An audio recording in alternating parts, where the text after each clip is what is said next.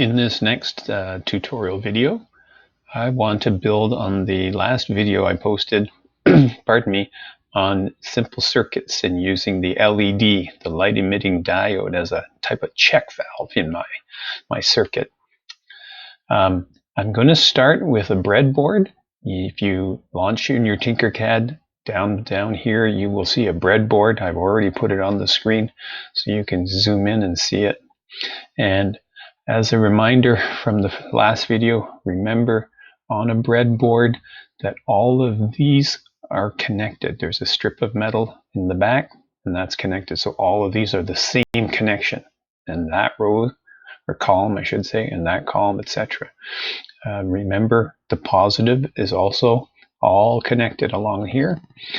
And surprisingly, this breadboard, they actually do it in black. Well, the one I had, the actual breadboard, it was in blue for some crazy reason. So there's the breadboard. Oops, I didn't mean to do that. What I want to do is make a simple circuit with a switch, a LED, a power supply, some conductors or some wires, and show how that will grow.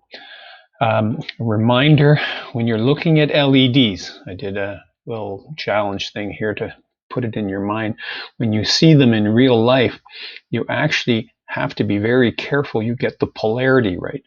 Remember, an LED is that check valve idea. It has to go forward or backwards. It can't go the wrong way. And typically in an LED, there is a short and a long terminal on them, the two little metal wire things sticking out. The one is shorter than the other. And an easy way to remember is the negative is a little short line, so that's the short one, if you can imagine. You couldn't probably tell in the video when I was showing it, but another thing they do when they make LEDs, there's a little part of the plastic that's flat on one side. And if you find that flat side, that's the negative side. Because in real life, when these wires get all bent up, it's hard to figure out which one's shorter because you can't really see in real life. They get all kind of messed up. Okay, so keep that in mind. Going back to here, I'm going to scroll up and I'm going to bring an LED over and I'm going to pop it right there. Now, notice I popped it in so one terminal is on this side and one's on that side. You could rotate this and do it this way, but this would be a mistake. Because if you did it that way, both terminals are on the same connection. It's kind of called a short circuit if you ever. Okay, so I'm going to put mine like that, and I'll just pop it here. Now I could pop it anywhere I want, doesn't really matter. I'm just going to pop it right. I'll pop it there so it doesn't block up here. Okay. I'm going to use a resistor as well, and this will start to make more sense as you build your circuit. I'm going to spread it out over here just to give me a bit of real estate, and I'll explain that after. And I'm also going to bring a battery in, okay, and I will build on that after. And I'm going to bring a switch in onto my breadboard. Again, I could put these anywhere I want, but I have to be careful. I wouldn't want to do it like that because now I'm connecting that part of the switch to, oh, well, not there, sorry. Now I would be connecting that part of the switch directly to the resistor. Sometimes you may or may not want to do that, but for learning and just to get a visual, spread it out. And then you can put your wires in to make it connect like that. So I didn't mean to do that. Sorry, putting annotation in here. Remember, you put comments in to describe what's going on. So this is my first LED circuit. It's May 1st, and I'm putting this video together. When I zoom in here, that's positive. So I'm going to move this down, and then I'm going to connect. I'll go up to here roughly, and I'll go over to here. And again, don't have to make it nice and neat, but it's just good habit. Pardon me. And the red, again, I'm going to go over and put it there and drag that down a bit and make it black, just for nomenclature, and that's just what it. So in that sense, I can put my battery here, and I've powered this whole strip as positive, and that whole strip is negative. Here's a trick that some teachers will show. A lot of people do this. On the other end of the breadboard, click a wire and come down and click positive. Because it's positive, I'm going to make it red. Some of you can guess why I'm doing this. Level 4 guys, are you guys thinking this? Why would I do that? Well, now I'm powering right here. That whole thing is positive. Jumper wire, it's called, because that wire jumps over and makes that whole strip positive. The reason people do that is now the whole breadboard has access to a power supply. If I want to make a little circuit down here, I can just jump on and off here. If I want to make a circuit over here, I can jump on and off here. And that gives me power everywhere. You don't have to do this, but lots of people do it. And that's a common way. Again, you could connect it in other locations. That's the beauty of a breadboard. You can just sort of build what you want where you want it. A couple of things about the power supply. You click on it, it pops up like this. You get a name on it, so I'm going to call it power supply. Whatever. You can put more batteries on it.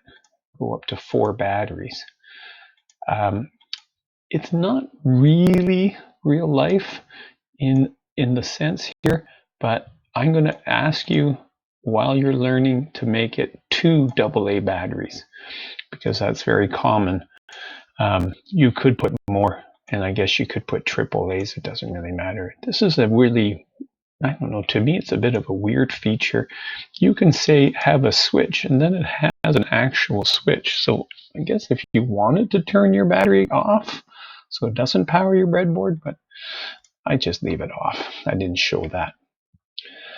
Now, remember when you're hooking up LEDs, positives, negatives, for you chemistry people, cathode and anode, those are some, I'm guessing they're Greek terms or Latin terms for the positives and the negatives. So when you go to your LED and you hold it over, it pops up cathode. Okay, so the cathode was the negative side. So I'm going to go here. Watch what I do. I'm going to click over here and here, and because it was negative, I'll leave it black. Now, some of you level 4s, geez, I can make it any color. The color of the wire doesn't change. It's just a wire, but it's just a logic thing for us. We can make it do anything we want. Then from here, I'm going to go to there. So again, that connects through here. Yes, I could have put it there. I could have put it there.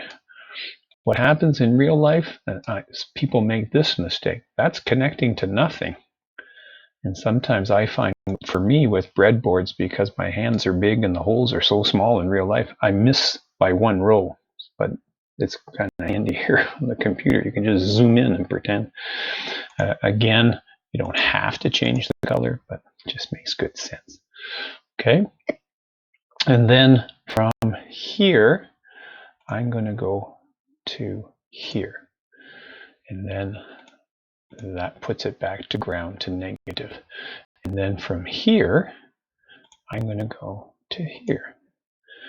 Now, here's the bit of a problem. It doesn't have to be this way, but I could, because that was positive, I'm going to go red. Okay, so I bring power in, through there, through the resistor, through the switch, and back to ground. There's my series circuit, in a sense. Now, if I click on the resistor, I can call this, oops, sorry, I didn't mean to click that. I can, oh boy, I'm in trouble here. I'm clicking somewhere weird. I think I've got that. Yeah, I click on the resistor and I lost my screen. I click on, there it is, okay. Resistor, and I'm gonna, and only because in the classroom this is a common resistance that we've had, 300 ohms ohms is that Greek symbol. I can't zoom in, but it's like a little horseshoe. 300 ohms for that resistor. If you give a certain number here, you will see these little stripes on the resistor change color. So if I put a 1000, what's wrong here? If I put a 1000 ohm resistor in, I get different colors. So any of you electronics people, when you look at resistors, you see these little stripes on. They tells you how much resistance. So they have different values of resistance in them. Okay, so we can do that. Now, if I run my simulation and I flick my switch, nothing's going to happen. Can anybody guess why? Because I hooked the switch up wrong. I need the electricity to flow through here and then from this terminal. So I need to hook this wire to there. So we'll go through here when I flick the switch over. Now let's try it. If I click it over, the LED comes on. If I click it off, the LED comes off. Okay. Now, a couple of things to clean up my code, or to clean up my program. Oh, sorry, my breadboard, it's not a program. Watch this. If I click on this, am I allowed to do this? Why is it not coming over? What's going on here? Take that. Can I do this instead? Doesn't change anything. I'm still connecting to power, but remember my power jumped all the way over. It just makes my circuit look a little bit cleaner. I'm still struggling here. That's what I wanted to do. If I do that, is it the same circuit? Sure. Doesn't change anything. Again, if I run the simulation, click, LED comes on, LED comes off. If I click on the LED, I can change that to my LED load. And I can change the color of the LED if I want. Doesn't really change anything. And then I run my simulation and it goes on and it goes off. Real life stuff. The simulation is good, but it doesn't really cover real life. One of the things about real life LEDs is they need a certain amount of voltage to push the electrons through. A lot of electronics don't work if you don't have enough oomph in them, enough power, enough of voltage, enough push. And in real life, if you hooked up a circuit with an LED and one battery, it wouldn't turn on. You could run it and it would not light up. So I don't like the TinkerCAD simulation because really that shouldn't be showing with one battery, but it is what it is. So we go back to the battery. That's why I asked you, just put 2 in. Most LEDs need a minimum of 2 batteries, around 3 volts to light up. If I put a whole bunch in and then I run the simulation, TinkerCAD tries to show that it's shinier, brighter, more voltage, more push. So I guess it kind of works with the simulation. What happens is sometimes students bring a 9-volt battery and they don't put a resistor in, or they don't put enough resistance in, and all of a sudden you're pushing too much current through the circuit and the LED brights go really bright, pop, and it just burns out. On the other hand, if I make the resistance too high, let's say I make it 1000 kilo ohms. So 1000 kilo ohms is a million ohms. The resistance is very high and you can barely see the LED shining. So the simulation's not bad.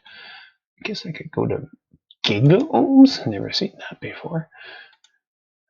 And all of a sudden, is so much resistance here, there's probably almost no current going around in my circuit.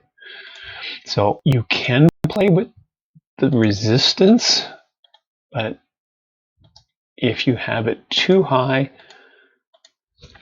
you will not see the LED light up. You can change the batteries, but for us, I want you to have 2 double A's, and that's just the default. Okay. Again, I notice I'm asking you to try to make your circuits look clean and neat. Try to make your wires colored.